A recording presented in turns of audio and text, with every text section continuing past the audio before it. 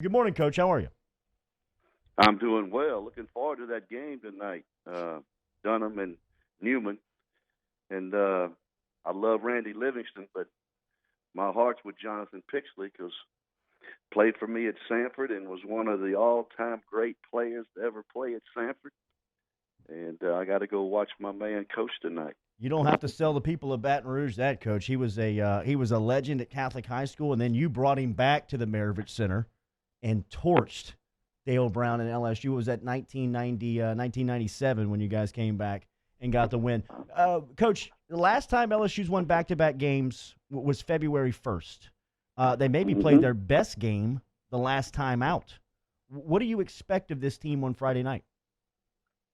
Well, that was one of my keys to victory the other night was which LSU team was going to show up. Um, we started 8-0, and then we kind of won one, lost one, and that sort of thing along the way. But I thought the last two home games we've played against Texas A&M, and then obviously the other day against Georgia, our team was really, really good. And if we can play somewhere close to that, we have a chance to win the SEC tournament. I just really think so. I think that it's wide open. I don't think anybody's a strong favorite. I think there are some teams that can do it, and I think we're one of those teams. But our last two games at home have really, really been quality basketball, and I think, like Coach Wade has said, the consistency that we haven't shown after an 8-0 start is somewhat of a concern because any advance in any tournament, whether it's SEC or NCAA, you've got to play quality games back to back to back. So we'll see what happens. But I think what happened to that team the other day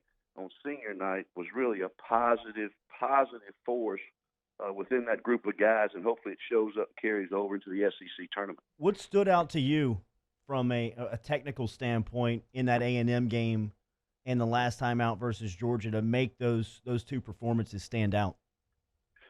Well, I think we were able to get up and down the floor against Georgia. I thought we were going to pull away from Georgia just when I sat down and studied that because I think the game, I don't think Georgia, in fact, we made Georgia look like, to me, I don't see how they won a game. I mean, we certainly dominated that game from start to finish. But the A&M game, I think Buzz Williams, he won't get Coach of the Year, but I think certainly the job that he's done, he should have some kind of mention for Coach of the Year. But I think we beat a well-coached team when we beat A&M like we did, played a more of a half-court game than a transition game, which were very good getting up and down the floor.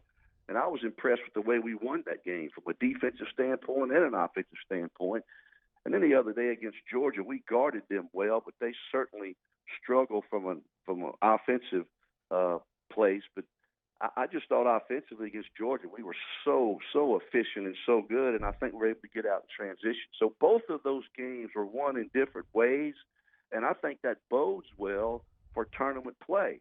Let's just see if we can play quality games back to back, put a string of that together in order to advance. Yeah, so I guess on the opposite end of that spectrum, then, Coach, what went so wrong in the Florida and Arkansas games recently? What was that now? What went so, like, opposite end of that spectrum, right? What went so wrong in the Florida and Arkansas games? You talk about what went right against A&M and Georgia. Well, look at that stretch when we're 3-7. The points allowed in the 7 losses were 87, Wow. and the points allowed in the 3 wins were about 68. So I think it was defensively. Our team doesn't have a problem scoring 80 points a game. I think our number defensively hovers around the 74, 75 points allowed. And if we have that as a goal and can achieve that in the SEC tournament, we got a chance to win 2 or 3 games in a row. Talking to Coach John Brady, the SEC legend himself. Catch him on the LSU basketball broadcast. It'll be on Friday at 8 p.m. And it's the third day of the tournament, Coach. You got the double bye, and everybody wants that double bye. But Coach Wade did talk about how that first game, when the other team's kind of been battling, they're been a little warmed up, they can be a little tough. So what are the challenges of playing in the tournament after resting for a few days like this? Well, let's be honest. I mean, if you're a coach of a team, you play hard to get the double bye. So I don't even want to discuss. Well, is it better if we play the first day or two? No, it's not better. It's better to get the double bye and rest and be ready to go. So I don't think that's a good point at all. God, I wish we were playing Wednesday. No, that's not good. We're playing Friday. We did what we needed to do to get to that point, and I think that is a tremendous positive for LSU to be able to do that. So I don't think it's a disadvantage at all. Every team in the SEC would love to have a double bye. So I think that's where it is. I think LSU did what it needed to do. Our team in the preseason was picked third in the SEC. We certainly have met that expectation by the way we finished it. So, I was on this show the other day, and Will's first year he overachieved. That team went to the NIT and wins the game. The second year we win the Southeastern Conference championship outright. We go to Sweet 16. This year we're on schedule to do what we did. So he's met or exceeded expectations in his first 3 years. So I think everything LSU's done to this point. There's been some disappointments, but certainly I think this team has achieved what it needed to achieve. And I think what happened in that arena in there Saturday on Senior Day will have some definite carryover into the Southeastern Conference tournament when we play Friday. Do you have a team coach that you would want to match up with out of the Arkansas, Vanderbilt, South Carolina trio? Like, who's the best matchup for LSU? That's a good question, but certainly I don't think there's any preference. I think maybe Will may have something deep down that he would rather play or not play, but I think the position they're in, I think whoever wins out in that particular scenario, I've always wanted to play the team that didn't guard as well, and whoever of those three defend the poorest, that's the team I would like to play, because certainly I thought, if our team defends a little bit, we're going to be able to score baskets on anybody, and particularly if we play a team that allows more points than the others. Probably Arkansas is probably a team that's probably I think they're down a little bit and they haven't played well of late. Certainly Vanderbilt has their issues. Probably South Carolina, because to me that's the team that really would probably defend better than the other teams. The coach, John Brady, joining us here, ESPN Baton Rouge, New Orleans, and Alexandria. To me, Marlon Taylor is a great testament of coaching. He didn't start playing basketball until his junior season of high school, and here he is scoring 30 in his senior day ceremony. What have you made of Taylor, and how much of an X factor is he for LSU down the stretch?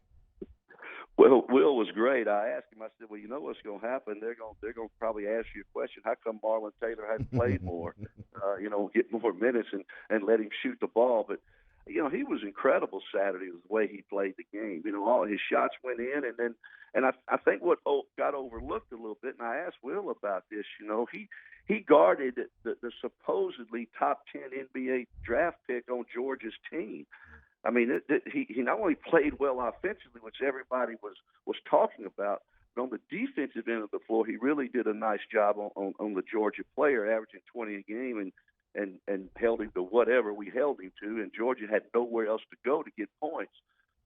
But, Marlon Taylor has certainly improved as a basketball player. We always knew he had NBA athleticism, an NBA athlete. Now he's gotten to the point that he's improved his game on both ends of the floor, and I think that's a compliment to Coach Wade and the coaching staff to see the improvement of a player over the short 2 years he's been here. Better dunker, Ronald Dupree, Tyrus Thomas, or Marlon Taylor? Boy, you put me on the spot here. Got two of your guys in the mix. They're all tremendous athletes. I think Ronald Dupree, and I think they're a little better basketball players than Marlon was when he came in. But just from a pure athletic standpoint, Marlon Taylor, he could play any sport. How about him in a football uniform or something like that? He's incredible. But I would give the edge to Marlon Taylor in that, but I think those other two guys were probably a little better basketball players once they arrived on campus. Marshall Graves, Coach, an interesting story, everything around him, the Wade Sims scholarship, hitting the three-pointer the other day with 44 seconds. I mean, gave you goosebumps at the end of the game. But from a coaching standpoint, what do you expect from him night in, night out? Well, it couldn't have been scripted any better the other day. Everything that happened was right on cue and at the appropriate time, and it just all developed and ended so well. But you get a guy like that who comes along and just wants to be at LSU, wants to be part of the team, accepts whatever role they give him, and sometimes he would play several minutes and then he'd go a couple of games and not play at all. Never changed his approach, never changed his attitude, never changed to what he brought to the team in terms of practice. And and I've watched those guys practice a bunch this year, and I've been around them when guys play and don't play.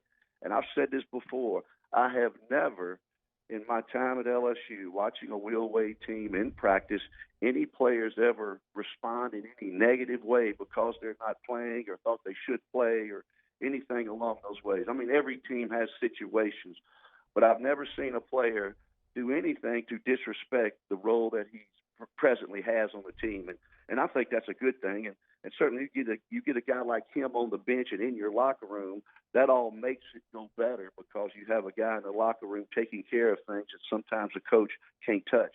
Team leaves on Wednesday. They'll play on Friday. SEC tournament tips off for LSU Friday night in Nashville. The coach will be on the call, sitting courtside alongside Chris Blair. You can hear everything on Eagle 98.1. See you this afternoon, Coach. Thanks for the time this morning. Okay, looking forward to tonight. Yes, sir. Yes, There sir. he is, Coach John Brady checking in this morning here on Off the Bench, ESPN Baton Rouge, New Orleans, and Alexandria.